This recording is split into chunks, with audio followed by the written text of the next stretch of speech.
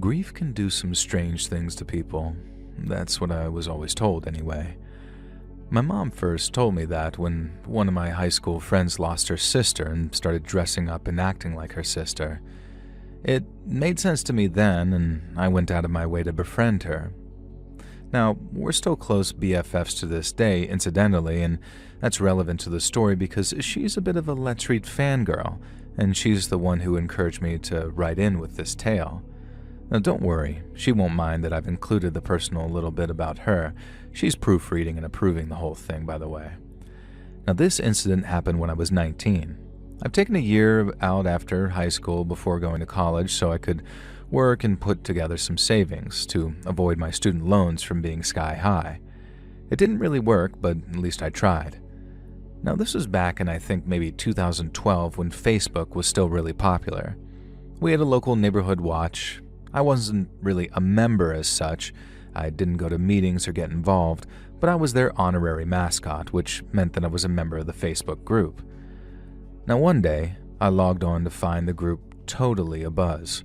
A whole bunch of the neighbors had witnessed something straight out of a horror movie, apparently. As the previous night, an elderly woman had been walking up and down the street, pushing an industrial-style shopping cart. No harm done, right? Well, the shopping cart contained a full-sized coffin. And she wasn't just walking down the street once. She was walking down the street, disappearing for a while, and then walking back the way she came. One of the neighbors, a night owl guy that I knew, his name was James, decided to follow her at a distance. He discovered that she had been walking in a circle around a few blocks and then turning around at a certain point and repeating the circuit in reverse. Everyone's posts were rife with speculation. Why was she carting a coffin around? Was that even legal? Apparently it looked like a fairly battered, dirty coffin, and some of the theories were wild. Now, it took me, a 19-year-old girl, to provide a grounded suggestion. It was a Halloween prop. It was the start of October, so it wasn't out of the ordinary. Now, James immediately shot my idea down. I hadn't seen her. Why would this extremely elderly lady be walking a circuit around the block with a spirit Halloween coffin in a shopping cart? That's a good point, James, but had he considered dementia? Maybe the old lady lived on the next street over and she was suffering from sundown syndrome, which causes dementia sufferers to start acting weird right after nightfall. It was as good an explanation as any. But whatever. It had happened, it was over, and I guess we'd never know, I said. But wrong. I was very wrong.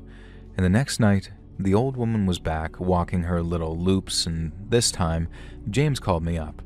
Now, I'm sure he'd been waiting for an excuse to call me. The guy actually did have a crush on me since middle school, and he told me to look out my window. Now, sure enough, the old woman was there, and she was really, really old. I was amazed that she had the strength to push a shopping cart around at all, let alone one with a coffin in it. And she wasn't pushing it slowly either. She was striding around like a woman half her age. Now, one thing I noticed that nobody else had seemed to pick up on was that this coffin really did not look like some spirit Halloween prop. If so, it was the most realistic prop I'd ever seen, and it looked a lot more like a film or TV prop than anything else. At least it couldn't be a real coffin, could it? Now, this whole fiasco went on for another few days. I was on vacation from work, so I was happy to play night owl for a while, and then, that Sunday night, the elderly woman didn't show up. I breathed a sigh of relief, and perhaps this was the end of it. No. The next day, Monday, she was back, and I couldn't help but notice that the coffin was starting to look a little worse for the wear. It had been raining almost constantly for a week, mostly some light rain, but heavier in the daytime, and I wondered if she'd been storing the coffin outside because it certainly looked like the wood was starting to get mold and splinter a little bit. Tuesday came and went, and I saw her again. Now the old woman was starting to fall apart. I really started to pay attention to her appearance. She looked almost confused and scared. Her gait, which had been strong to start with, was really starting to falter, and I was beginning to be more and more convinced that this was dementia. Now, the rest of the neighborhood watch seemed hesitant to get involved, even James. I think he even spooked them out a little. When I kept insisting that we should do something, the adults kept telling me to leave it. She wasn't doing any harm, and there must be a good explanation for it. Now a far cry from the first night, which had set the whole of the neighborhood watch abuzz. On Wednesday, the woman was really struggling. I'd become used to her role by now, and by my reckoning, it was taking her about twice as long to do her route. Now on Thursday, she was struggling even further because one of the wheels on her shopping cart had gone all gimpy, and she really had to struggle to keep it straight. On Friday night, I decided I was going to go outside and actually approach her. Now my parents were away for the weekend. I didn't tell anyone about what I was going to do, as she was an elderly woman who must have been in at least her mid-80s. What was the worst she could do? And so I left my house shortly before I knew that she'd show up and pretended I was outside having a smoke, and I bumped into her by complete accident. It was very clear to me that she was confused. She kept calling me Gloria, which isn't even slightly my name, but eventually I managed to persuade her to open up, and the story she told me was heartbreaking and tragic. The old woman used to live somewhere around here with her husband many years ago. He'd passed sometime in the 80s, and they'd frequently gone for evening walks around the block, and she had it in her mind that if she started taking those long walks again, she might be able to reconnect with him. At first, her story brought me to tears. The whole thing was so tragic, and she reminded me much of my great-grandma, who had succumbed to Alzheimer's when I was younger, and I wanted to hug the old woman, who told me her name was Ethel, but it felt like it'd be intrusive. Now, I was so focused on the story that she told me that I almost forgot about the coffin itself, and suddenly it struck me. She was walking the neighborhood to reconnect with her husband, but she was carting this coffin around. It couldn't be, could it? I allowed myself to actually look at the coffin. Now, I'd been avoiding looking the whole time, as I suspected that the wood had started rotting in places, and there were a couple of holes in the coffin lid that had led me into the interior. Thankfully, I couldn't see much, but I could see enough. There definitely was some type of bones in that coffin. My hands started shaking, and I told Ethel to wait where she was because I wanted to help her, and then I stepped away a little, called 911, and whispered to the dispatch about what was happening. I told them that if they send the cops, please don't send them with sirens because she's a very old, vulnerable woman, and I didn't want to give her a heart attack or anything.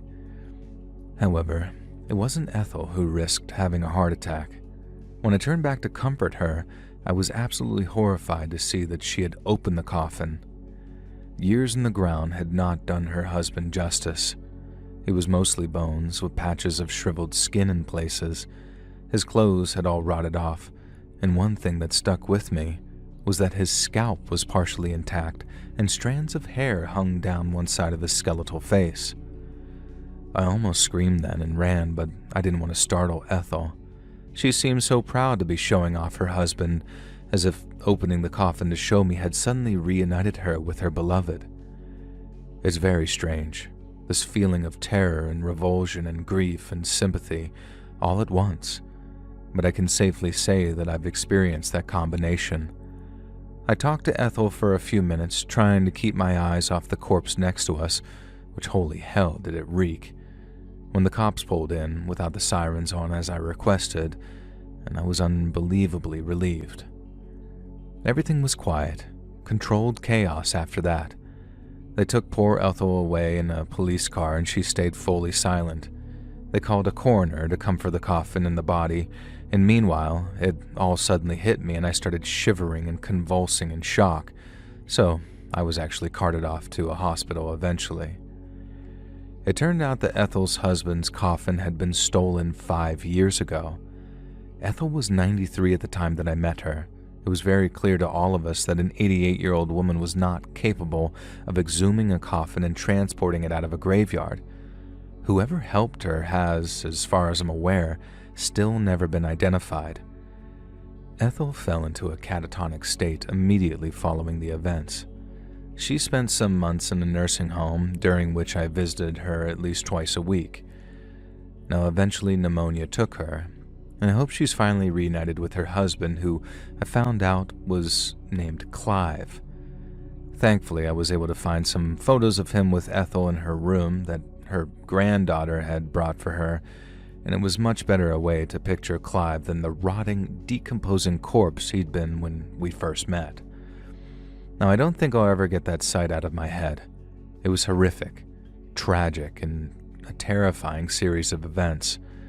But it did make for one heck of a story for the Neighborhood Watch Facebook group.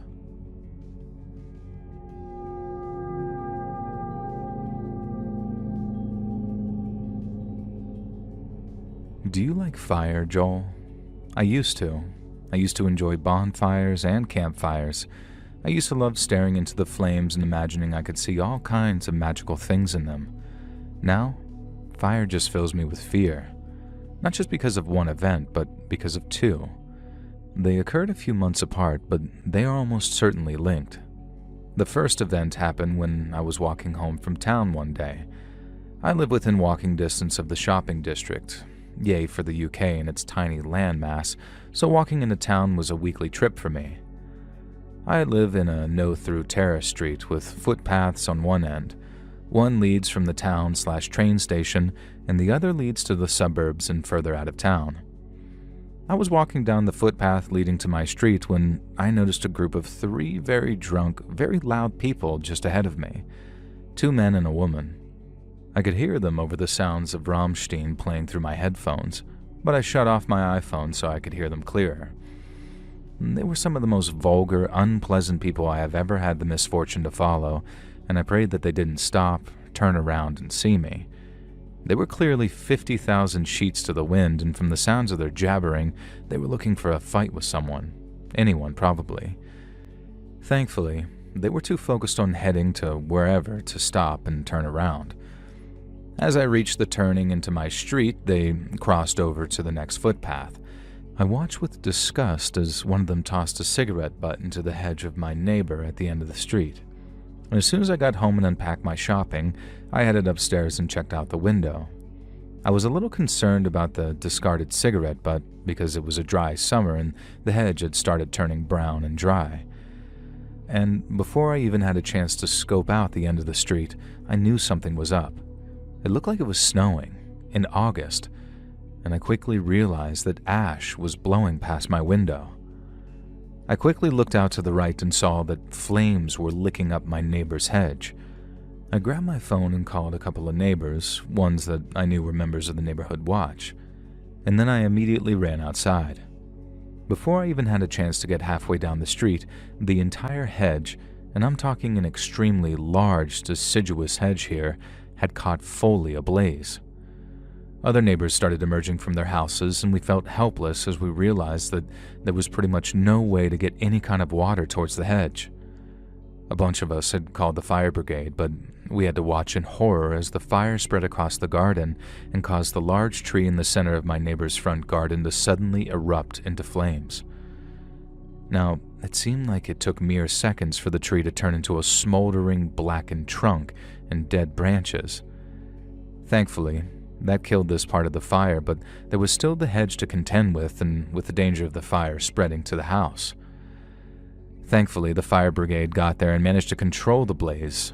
Once things had calmed down, I drew one of the firemen aside and told him about the trio that I'd seen tossing a potentially lit cigarette butt into the hedge, as it was clear that this had caused the fire.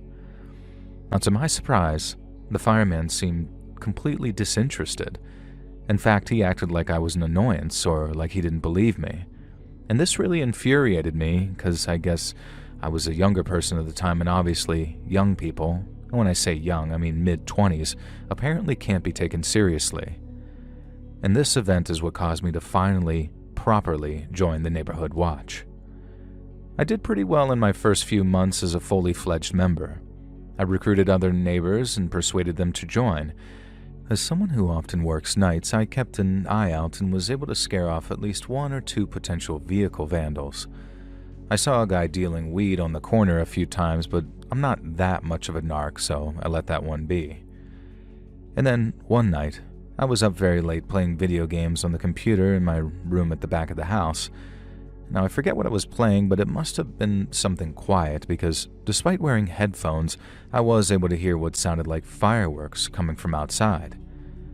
Now, it wasn't remotely fireworks season, and when I heard a second bang, I realized that it sounded more like a gunshot than a firework, but not quite that either. I climbed over my bed and peered out the window. A disturbing orange glow was coming from the back garden of one of the houses on my side of the street, right at the end. Now, at first, I wasn't sure what I was seeing until I heard another explosion and a pillar of flame shot up into the air. Immediately, I called the fire brigade and then the leader of the neighborhood watch. I still wasn't sure which garden was on fire. My friends live at the penultimate house in the terrace, and I was worried it was their garden. I ran outside and was surprised to discover I was alone. The first thing I did was run to the end of the street, and that's when I realized that it was the side garden of the final house in the row, number 20, which was on fire. And from what I could tell, it was the garden shed, but the flames were licking dangerously towards the house itself, which was pretty dilapidated and, in particular, had a wooden balcony which could easily catch fire. I ran straight to number 19 and knocked, waking them up, and started yelling that the next door was on fire and it could spread to their house and they needed to get out of there right away. Now, as soon as I left number 19 with the family in tow, I was met by other neighbors who had also heard the commotion. A few of us had already called the fire brigade at the same time, and we were assured that they were on their way. I looked around, and I could not see the guy who lived in number 20. I assumed that he would have been first to evacuate, but no. Entering his garden was impossible, as he had a big wooden gate which was locked and would have been too slow to climb over.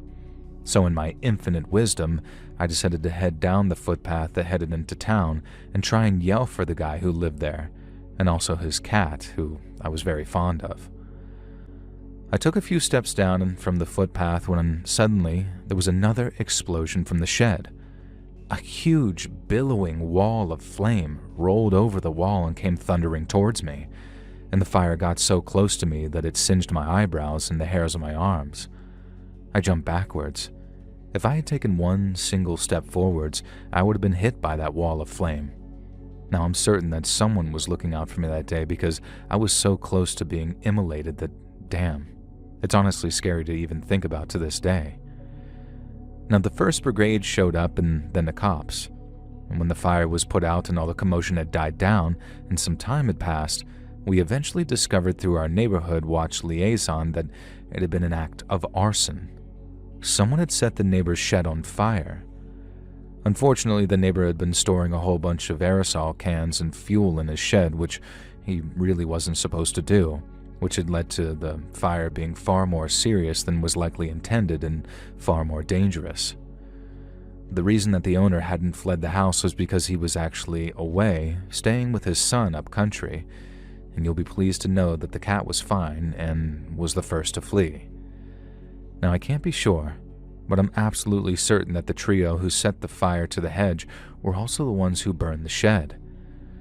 When they'd been walking past number 20, some of their vulgarity had been directed at the man who lived there in the house, so they clearly knew him, and there was a nearby pub which had CCTV cameras, and of course it wasn't working at the time, so nobody was identified. The arsonist or arsonists were never caught, but I know who it was. It was the drunk alcoholic smokers who recklessly threw burning cigarette butts around, and so just after our street had stopped stinking of a burning hedge, it started stinking of a burning shed.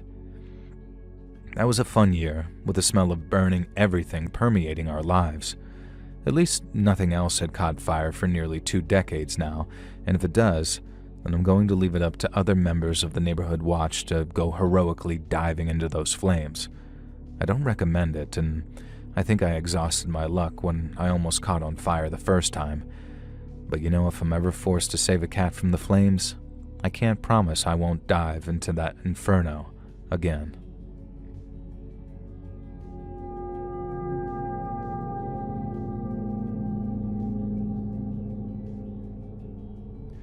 I lived with my family on Redacted Street for a few years. It was a close-knit, lovely community full of diversity and friendship, and a whole bunch of us became fast friends, and we'd regularly host barbecues and get-togethers at each other's places. The guys, me included, would often watch football regularly, and we'd generally just have a good time. And that's why it made total sense to set up a neighborhood watch. It seemed like fun at first. The neighborhood was extremely safe, and there wasn't much to really watch out for. But a bunch of us hot-blooded guys thought that it would be a badass idea, and so we went about filing the correct paperwork and completing the correct registrations. And soon, every house had one of those neighborhood watch stickers in their window, and we had a menacing sign attached to a lamppost at the opening of the street. Now, I was very impressed that absolutely everyone in the community signed up. Not surprised really, but still. Of course, nothing happened for a while. We set up a neighborhood watch email group and tested it by using it mostly for group chats. Sometimes we'd do tests.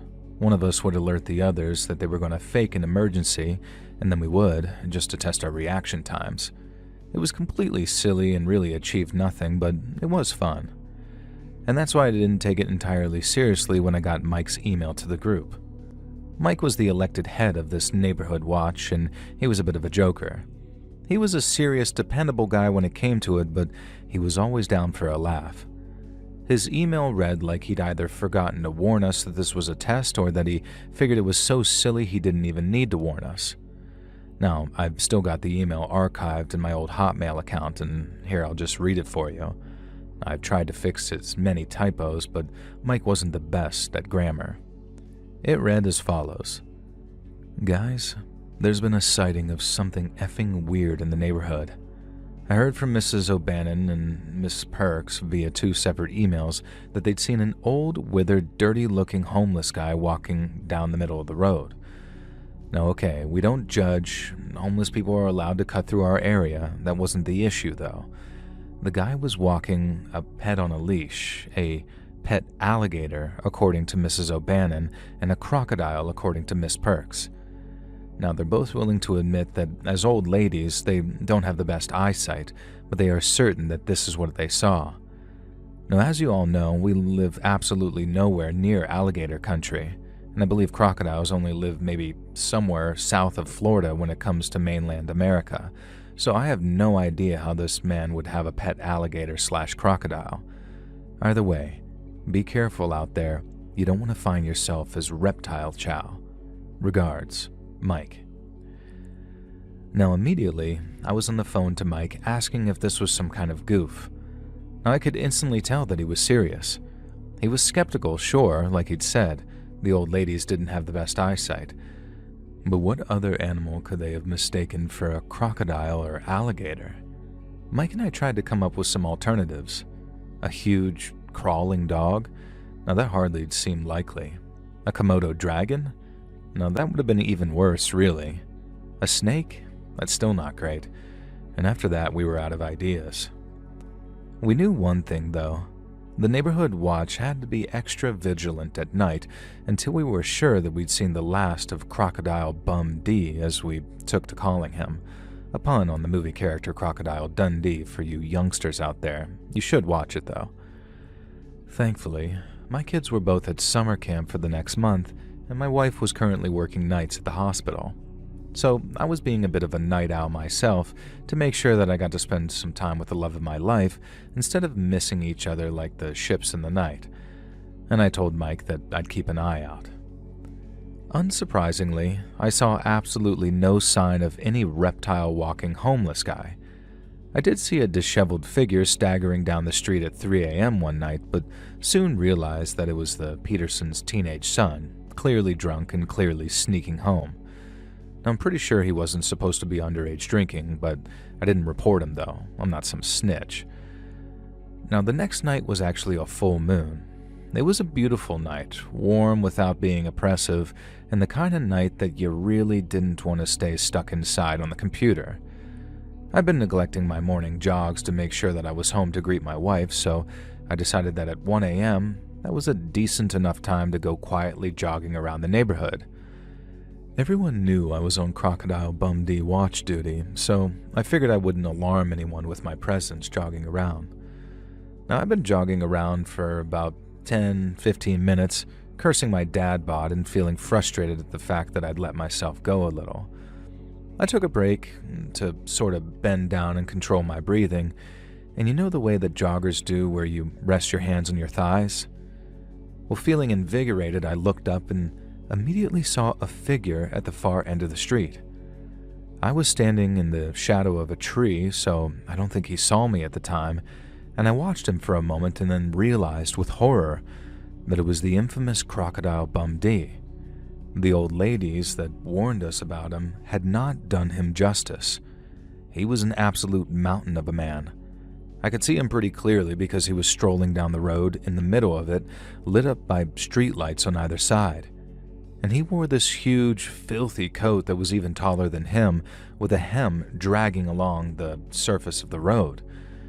And he wore these huge black boots, and I could hear his stomping footsteps even from over 200 yards away.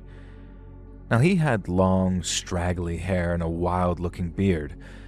I couldn't tell what race he was because of how much hair he had covering his head and face. And in between his footsteps, I heard a scraping and a sort of scuttling too. Now, I must have seen it already, but my mind had refused to process it. The man was, as the women had said, was walking an alligator on a leash.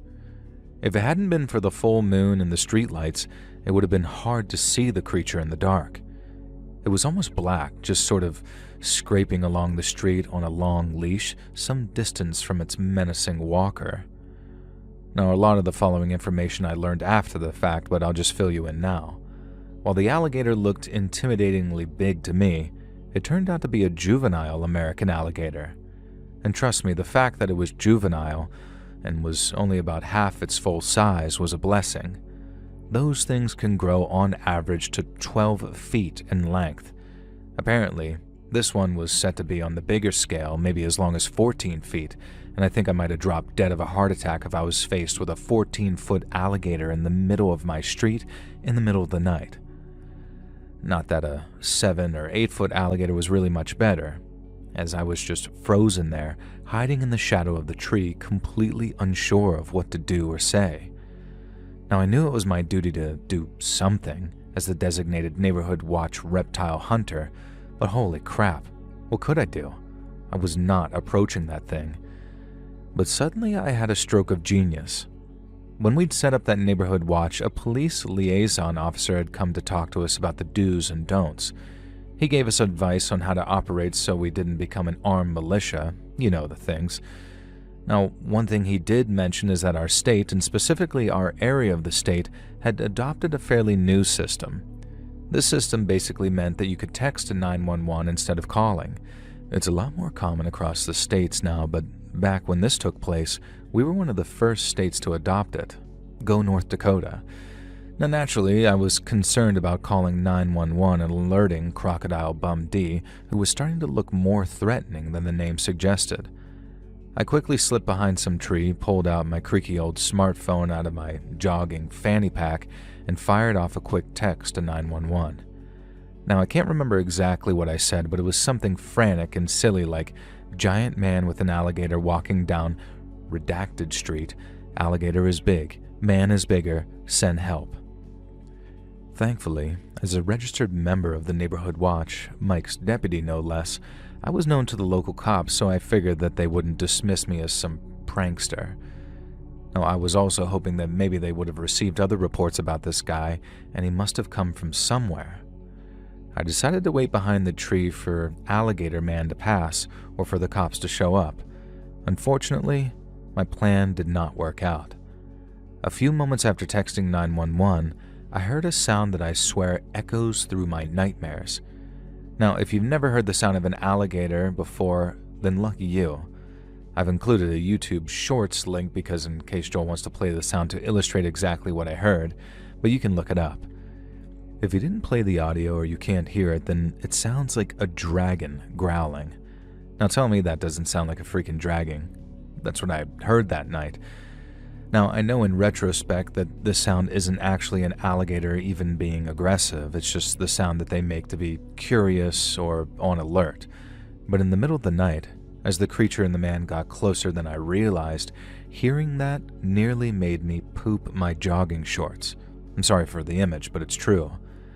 And then I heard the huge man rasp in the deepest voice I've ever heard, asking his alligator friend what she heard. Now, I'm pretty sure that he already knew he was there because he was saying things like, "Are we being watched, Princess? Is there someone up ahead, Princess, maybe behind that tree?" Now, my first thought was, no way. The alligator's called Princess. And my second thought was, I can't just keep staying hiding here. At the time, I had no idea how fast alligators really were, and I had no idea if this monster of a man was going to release Princess to chase me down if I ran. And so I did the bravest thing I could. I stepped out from behind the tree, greeted the man as cheerily as I could, and told him that I'd just been out for a late-night jog and was taking a breather. The man grunted at me in response, and Princess let out another one of those menacing bellows. Now, I knew I couldn't just say, "Nice to meet you, bye, I'm off to bed now." I didn't want Alligator Man to see where I lived, for starters, and so I decided to try and strike up a conversation with him.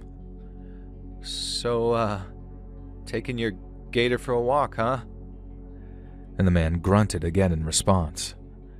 I started to ask some questions about her, like where he'd gotten her, clearly somewhere illegal, what her name was, Princess, I already knew that, all that sort of crap, and then I heard both the most blissful and terrible sound I could hear.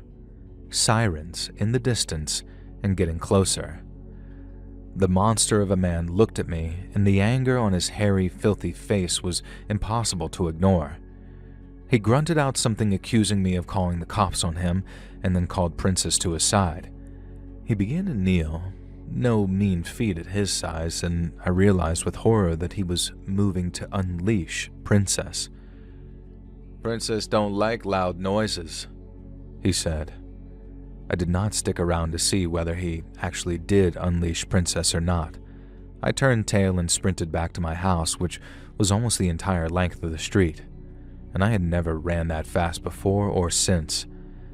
As I fumbled to get my keys into the lock, I was sure that I heard the sounds of the alligator sprinting towards me, although not that I have any idea what an alligator sprinting really sounds like. I managed to finally get my key into the lock and dive inside and kick the door shut. At the same time, I heard the sound of multiple cop cars pulling into my street and my hallway being bathed in flashing lights.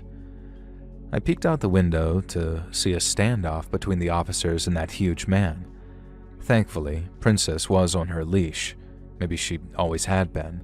And it turned out that multiple people had called the cops because a pretty seriously armored animal control duo were also on the scene. One of them was holding one of those devices that let you wrangle an animal around the neck. Now, I couldn't hear exactly what was being said or yelled, but the next series of events was relieving, sure, but it was also one of the most heartbreaking things I had ever seen.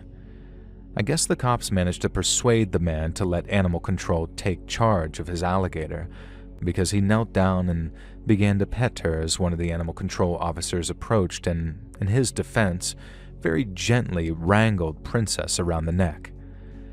That alligator must have been the most tame alligator in existence, really, because she didn't writhe or wriggle or death roll. Instead, she almost obediently allowed animal control to guide her into the back of their wagon. Meanwhile, this probably 7-foot-tall monster of a man meekly allowed the cops to handcuff him and guide him into one of their cars. I watched as they drove off. He could barely sit up straight in the back of the cop car, he was so tall. And so this had gone from the scariest, most effed up night of my life to something that left me conflicted and kind of sad. I'm a bit of a softie when it comes to animals, and even though this massively intimidating man had an illegal, lethally dangerous pet, and was taking her for a walk down my street, I couldn't help but feel bad. I guess in his eyes, Princess was no different than a dog or the many legal, dangerous exotic pets that people can keep. On the other hand, I was the absolute hero of the neighborhood watch when I told them everything that had happened. We had a meeting the next day over beers and snacks, and I was definitely the man of the hour. I still had this nagging sadness for Princess and Crocodile Bum D, though. Thankfully, I was able to get some updates on the story over the years, and the man, whose name actually was Warren, was indeed in possession of an illegal juvenile alligator. However, as he was able to prove, he'd found her as a baby, abandoned by whoever had originally purchased her as a pet. The two had bonded, and he'd looked after her ever since. He admitted to the cops that he had no idea how large she'd grow, but accepted that she was clearly growing too big for him to manage. Princess, for the most part, had never harmed anyone or committed any crimes. Given the circumstances, nobody involved wanted to euthanize the animal, and eventually an animal sanctuary not too far away was found. The sanctuary had both the means to look after an alligator and a spare space to nurture one who hadn't acclimatized to other members of her species. Now, not only that, it was discovered that Warren had previously worked as a zookeeper many years ago, and while he'd been living homeless and unemployed for some time, he had the necessary qualifications and free time and the ability to relocate. So Princess and Warren went to live and work at the animal sanctuary together. Unfortunately, Warren passed away a couple of years ago due to cancer, but I occasionally exchange emails with the owner of the animal sanctuary, and Princess is doing extremely well. In captivity, she's looking at a good 50 or 60 more years of life, and I know that wherever he is now, Warren is looking down, watching over her.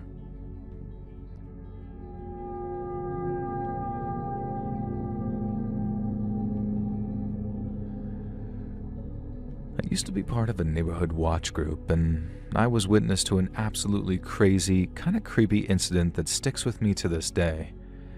We live on a street just on the outskirts of a small town which has a higher than average crime rate. Our street itself has always been pretty lucky, avoiding being the focus of the town's worst offenders. There was the occasional attempted break-in, some power tools stolen from a few garden sheds, but that was really it. Now, that was before this spate of car vandalism. Almost every morning, we'd wake up to discover one of our cars had been keyed or the mirrors had been slashed off. Now, in a couple of cases, the badges on the front of the couple of cars had been stolen. Now, this was back when that was a lot easier to do. One of the neighbors owned a Mercedes, and I swear his badge must have been stolen 3 times over the course of a year or so, even after we put a stop to the worst of the vandalism. Now, the vandalism is what spurred us on to start taking the neighborhood watch duties seriously. We spoke to local law enforcement, asked for the best tips we could, befriended a community officer, and got a direct line to the local station. And they also agreed to send a patrol into our cul-de-sac as many nights as possible. Now, not to belittle our boys in blue, but I don't think I ever actually saw a cop patrolling our street. I guess in fairness, they did have better things to do, like preventing murders and violent stuff in the city, so it's not like I hold it against them. And that's what the neighborhood watch was for anyway. The vandalism continued though, so about 5 or 6 of us guys volunteered to take night duty until the vandal was caught. Now surely, if we spent the next night watching the small cul-de-sac, we'd catch that person or multiple people in the act. Now that's what you'd think anyway, and yet somehow after a couple of weeks of vigilance, we didn't spot a single suspicious character. And yet the vandalism continued. It was like the culprit was spec ops or a ghost or something crazy. But what kind of spec ops soldier spends his time army crawling along the ground keying cars? I wish I could offer an explanation of who did it and how, but that was still something we never discovered. Instead, this vandalizer decided to retire himself and go out with a bang. There had been a car parked at the end of our cul-de-sac for what seemed like forever. It had clearly been abandoned there, and a number of us neighborhood watch members had stuck flyers all over the car, pleading with the owner to just move along. All the tires had deflated by this point naturally, and the paintwork was incredibly rusty. Now, we called the city council about it multiple times, but nothing was ever done. In the end, it just became sort of a staple of the street. We called the car Christine, after the Stephen King story, because it had the vague air of being haunted, or at least kind of sinister. Now one night, it was my turn on night watch, and I was just working on my laptop looking out the window when I noticed a glow coming from the end of the cul-de-sac. My house was in the middle, so I had to look around to see exactly what it was. Immediately, I realized Christine was on fire from the inside. I ran outside, careful not to get too close, and these flames were just picking up inside of Christine's seats, but I couldn't immediately see a broken window or any way that the fire could have actually been started inside the car. I called the cops on my cell phone, so I'm glad I paused to do so because moments later, Christine exploded outward. It wasn't the kind of huge epic explosion you might see in the movies or expect from Call of Duty or something. I guess in part this was because the car had been sitting there for so long without any gas that there wasn't too much fuel to actually explode. It was enough to send pieces of shrapnel flying into the road or pieces of glass into the car parked near Christine, though, and it would certainly have been strong enough to cause me some serious damage if I'd actually approached like I had planned to. And soon the cops showed up, as did the fire department, and the vehicle's blaze was extinguished. Over the next few days, we learned that the fire had definitely been arson. A small hole had been drilled through the glass of one of Christine's windows, a tiny bit of accelerant had been poured through it, and then someone had fed a burning rag into the car. Now finally, the cops and the city council put up some effort into tracking Christine's owner, and this went absolutely nowhere. As it turned out, the license plate was just completely fake, registered to no vehicle on record, and the only thing they were able to trace was the engine, which belonged to a totally different, much older car that had been supposedly scrapped many years before. Now, there's no way Christine would have been able to drive at all with that engine installed, and the whole thing was just some mystery. Nobody had any idea when the car had turned up or what the purpose of all of it really was. Had the vandalism been some kind of preamble in order to burn Christine for some purpose? Some of us half expected the cops to find a charred body in the trunk, but there was nothing like that. The wreckage of the car got towed, and from that day forward, the vehicular vandalism just kind of stopped. Various other things happened with the neighborhood watch since then. I confronted a burglar, and one of my neighbors helped the cops arrest an SA offender on the run, and we successfully chased off a gang of drug dealers who'd started operating on the corner. But nothing ever came close to being as puzzling and mysterious or creepy as that series of vehicular vandalism and the mysterious Christine, the impossible car. Now, it's been nearly a decade since then, and I still think about it from time to time. At the very least, I wish I knew who had been responsible for the vandalism and how they'd been able to slip under my nose quite so successfully. But I guess some mysteries just never end up getting solved.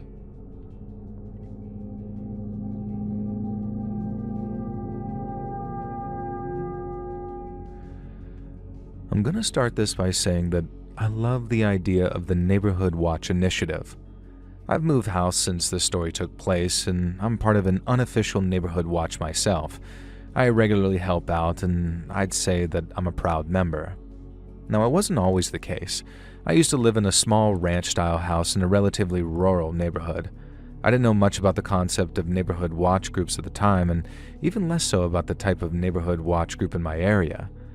I don't really want to name the group or explain who they were because it'll open up a can of worms, but let's just say that they were a specific type of neighborhood watch group where all the members were of a certain heritage, which I was not, and therefore I was never invited to join or be any part of their group. But within a day of moving in, I did receive a surprisingly professional-looking pamphlet detailing who they were and what they did. In short, they kept an eye on the neighborhood for undesirables, bad behavior, and any threat to their way of life. My vague understanding of a neighborhood watch group was that they were a group of people who kept an eye out for crime or vandalism, but that didn't seem to be the case here. It seemed more like a homeowners association, but they were adamant in their literature that they were a neighborhood watch group. And boy, did they send a lot of literature. Almost every week I received a Neighborhood Watch newsletter, but these mostly consisted of lists of things I should or shouldn't do as a good member of the community. The pamphlets I received seemed specifically designed for people like me, i.e. people who didn't quite fit in to their culture. I don't want to say that they were outright hostile, but they made it very clear that I didn't entirely belong and I wasn't one of them.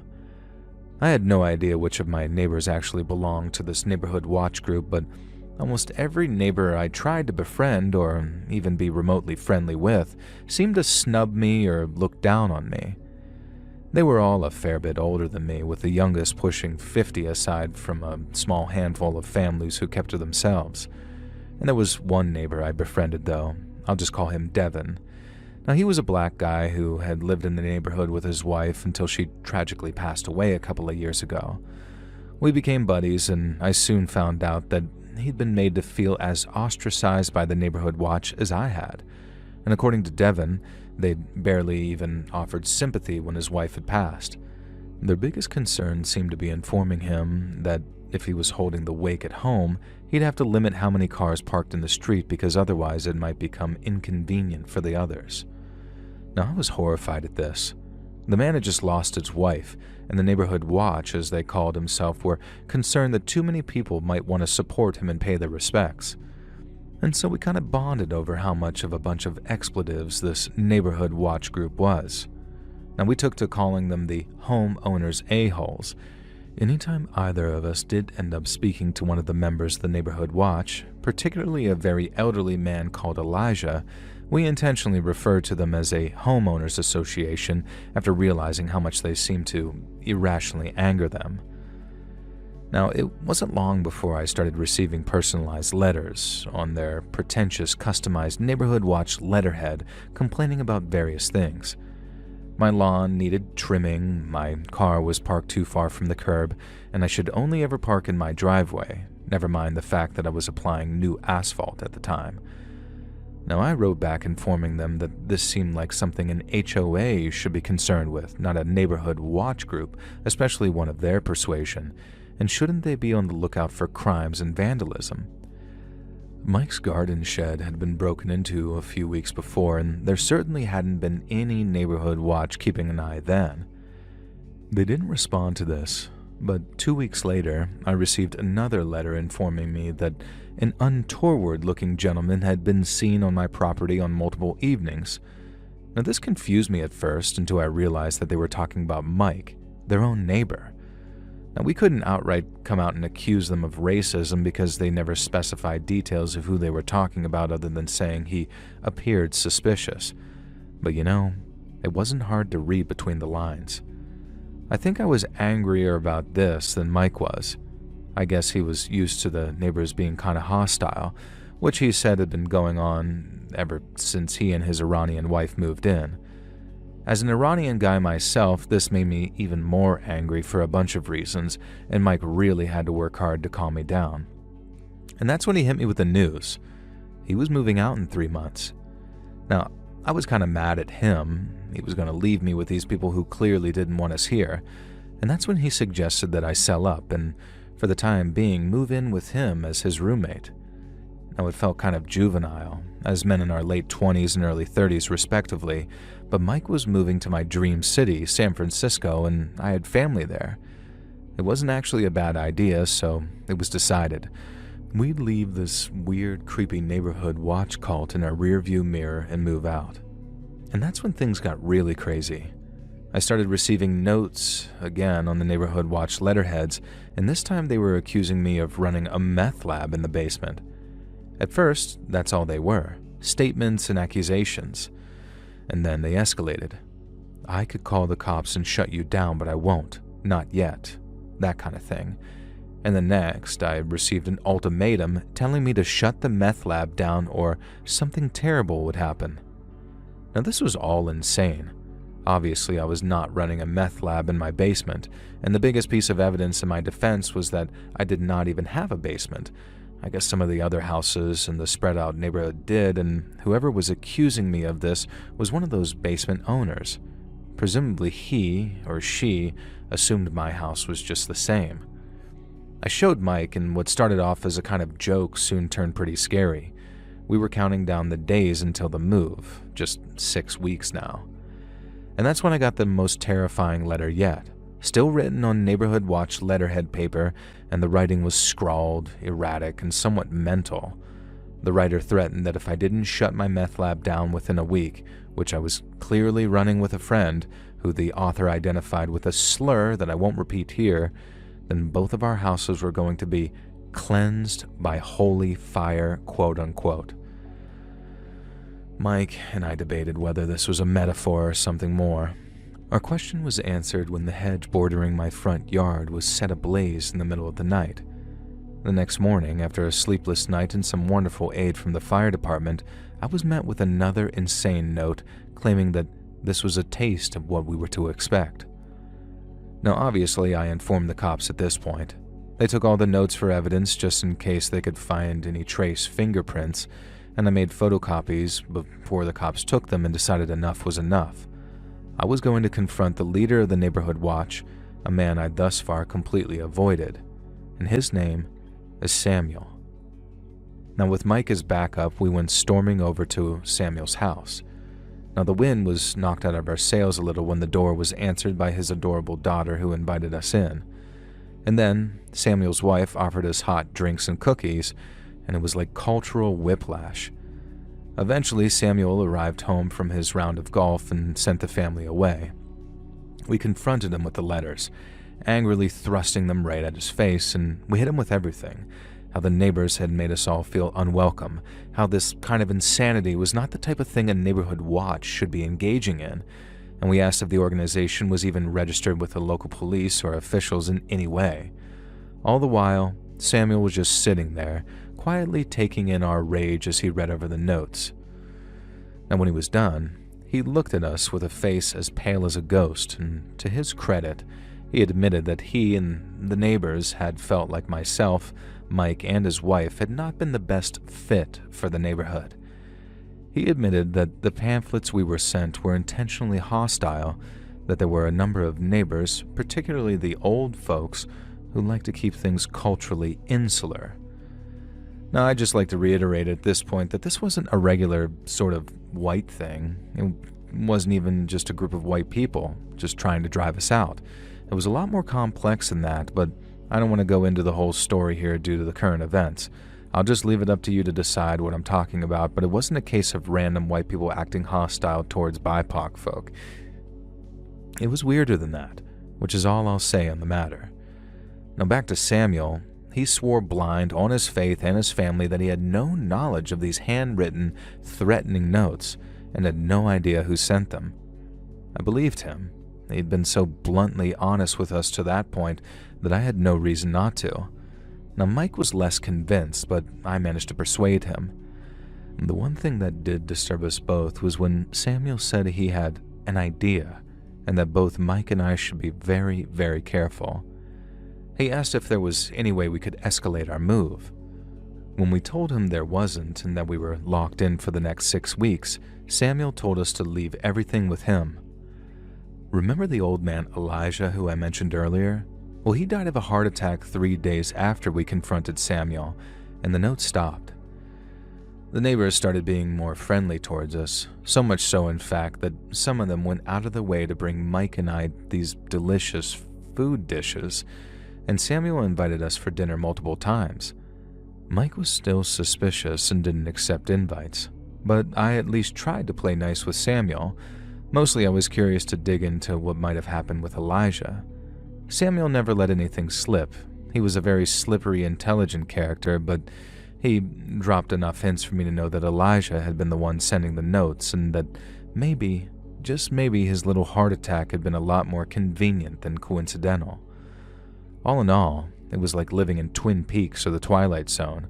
I was extremely happy to get out of there with Mike.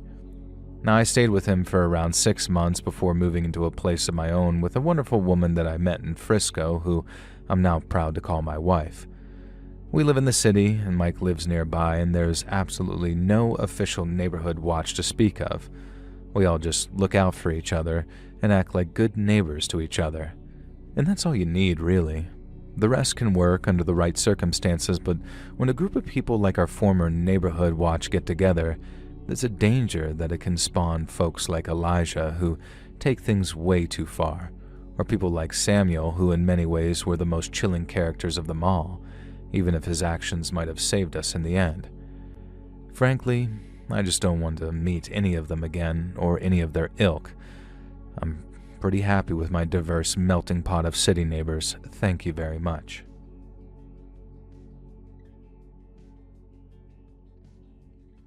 Hey friends, thanks for listening. Click that notification bell to be alerted of all future narrations. I release new videos every Monday and Thursday at 9 p.m. Eastern Time, and there are super fun live streams on Sundays and Wednesday nights. If you got a story, be sure to submit them over at my email at letsreadsubmissions@gmail.com, and maybe even hear your story featured on the next video. And if you want to support me even more, grab early access to all future narrations and bonus content over on Patreon, or click that big join button to hear about the extra perks for members of the channel. And check out the Let's Read podcast, where you can hear all of these stories in big compilations located anywhere you listen to podcasts. I also have a true crime channel called Saturn Soul. All links in the description below. Thanks so much, friends. And remember, go to San Francisco to get yourself a poop needle.